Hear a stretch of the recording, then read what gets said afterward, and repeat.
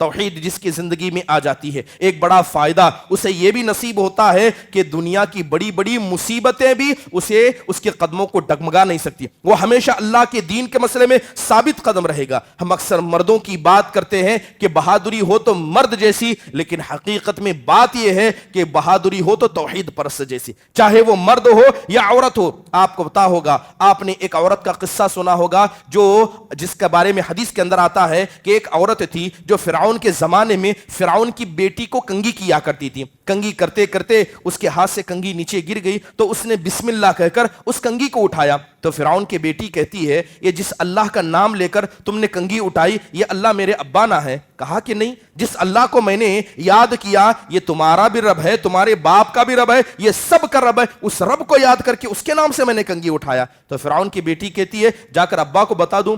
تو یہ عورت بڑے ہمت سے کہتی ہے کہ جب میں نے اس اللہ کو سب کچھ مانا ہے تو فرعون کیا چیز ہے؟ کہا جاؤ بتا دو۔ تو بیٹی گئی اور جا کر بتا دیا۔ فرعون نے اس عورت کو بلایا، اس کے بچوں کو بلایا۔ فرعون کہتا ہے میں نے سنا ہے کہ تمہارے نزدیک میرے علاوہ بھی کوئی رب ہے؟ تو اس عورت نے بڑی ہمت سے کہا کہ ہاں میں اس رب کو مانتی ہوں جو میرا اور تمہارا اور ساری کائنات کا رب ہے۔ تو فرعون نے کہا نتیجہ برا ہوگا۔ آگ کو جلایا گیا، تیل کو گرم کیا گیا، سب سے پہلے بڑے بچے کو سب کی نگاہوں کے سامنے اس تیل میں پھینک دیا گیا۔ وہ عورت گھبرائی نہیں۔ اس کے بعد دوسرے بچے کو، تیسرے بچے کو، جب باری اس بچے کی آئی جو اس عورت کی گود میں تھا، دودھ پینے والا تھا، اس عورت کے قدم ڈگمگانے لگے، اسے اس پر رحم آنے لگا۔ تو اللہ تعالیٰ نے جب اس عورت نے اللہ کی ذات کو سب کچھ سمجھا تو اللہ تعالیٰ نے اس معصوم بچے کو جو ابھی دودھ پیتا تھا اسے بولنے کی طاقت دی۔ وہ بچہ کہنے لگا اے میری ماں اس آگ سے نہ ڈرنا، جہنم کی آگ سے یہ آگ بہت بہتر ہے۔